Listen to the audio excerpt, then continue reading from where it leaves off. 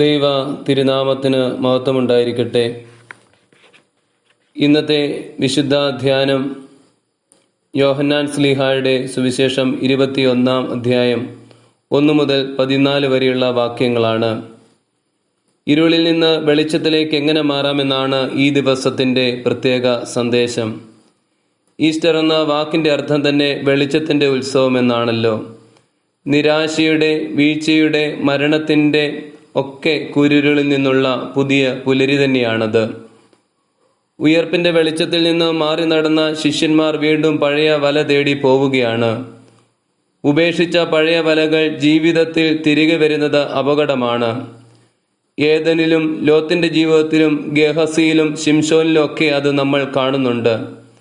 പുതിയ കാലഘട്ടത്തിലും പഴയ ജീവിതക്രമത്തിലേക്ക് തിരികെ പോകുമ്പോൾ അത് വലിയ അനർത്ഥങ്ങളാണെന്നത് മറന്നു പോകരുത്. ഒരുവൻ ക്രിസ്തുവിലായാൽ അവൻ പുതിയ സൃഷ്ടി എന്നാണ് വേദം നമ്മെ പഠിപ്പിക്കുന്നത്.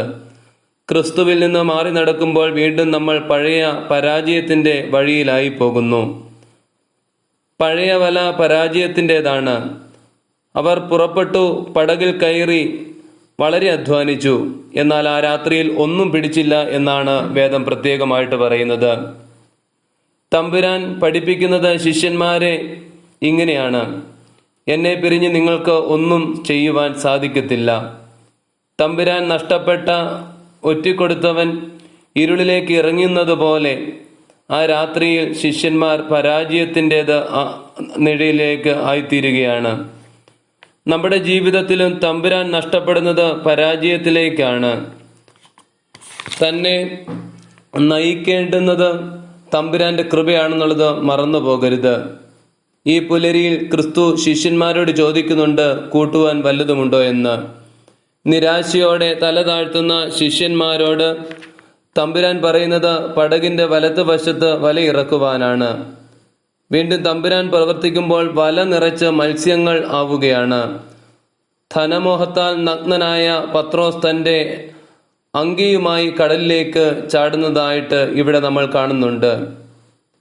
ഇത് ഒരു തിരിച്ചറിവാണ്. കാറ്റടിക്കുന്ന കടലിൽ മരണം മുമ്പിൽ കാണുന്ന നിമിഷം പത്രോസ് തമ്പുരാന്റെ കൈകളിൽ അഭയം കണ്ടെത്തുന്നത് പോലെ ഏദനിൽ നഷ്ടപ്പെട്ടു പോയ ആ വെളിച്ചത്തിന്റെ വസ്ത്രത്തിലേക്ക് പത്രോസ് തിരികെ വരികയാണ്. നമ്മുടെ ജീവിതത്തിൽ പത്രോസിനെ പോലെ ഉൽപ്പത്തിയിലെ ഏദനിലെ പരാജയം അതിൻ്റെ അങ്കി മാറ്റി വെളിപാട് പുസ്തകത്തിലെ വെള്ള നിലയങ്കിയുടെ ഒരു അനുഭവത്തിലേക്കുള്ള യാത്രയാകണം. 4-ാം മുദ്ര പൊട്ടിച്ചപ്പോൾ മഞ്ഞ നിറമുള്ള കുതിര, മരണം എന്നുള്ള പേരുള്ള കുതിരയെ നമ്മൾ കാണുന്നുണ്ട്. ക്ഷാമവും വാളും മഹാവ്യാധിയുമൊക്കെയാണ് അതിൽ കാണുന്നത്.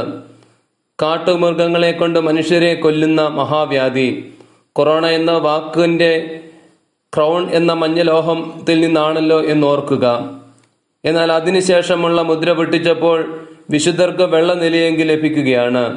നമുക്കും വിശുദ്ധി കൊണ്ട്, സഹനം കൊണ്ട്, ദൈവാശ്രയം കൊണ്ടൊക്കെ ആ വെള്ള നിലയെങ്കിയിലേക്ക് യാത്ര ചെയ്യാം. ആ പുലരിയിലെ മഹാത്ഭുതം കീറാൻ തക്ക ഭാരമുണ്ടായിട്ടും കീറാത്ത വലയാണ്. തമ്പുരാൻ തരുന്ന അനുഗ്രഹങ്ങളുടെ പ്രത്യേകത ഏതാണ്? അത് നമ്മുടെ ജീവിതത്തെ കീറാതെ സൂക്ഷിക്കുന്നതാണ്. വേദനയുടെ, ഭയത്തിന്റെ, ആകുലതയുടെ ഒക്കെ ഈ കാലഘട്ടത്തിൽ തമ്പുരാൻ തരുന്ന അനുഗ്രഹത്തിലേക്ക് നമുക്ക് നിലയെങ്കി ധരിക്കാം. ഒരിക്കലും കീറാത്ത വിശുദ്ധിയുടെ ആ വെള്ള വസ്ത്രം ധരിക്കുന്ന പുതിയ പുലരിയിലേക്ക് ദൈവം തമ്പുരാൻ അനുഗ്രഹിക്കട്ടെ.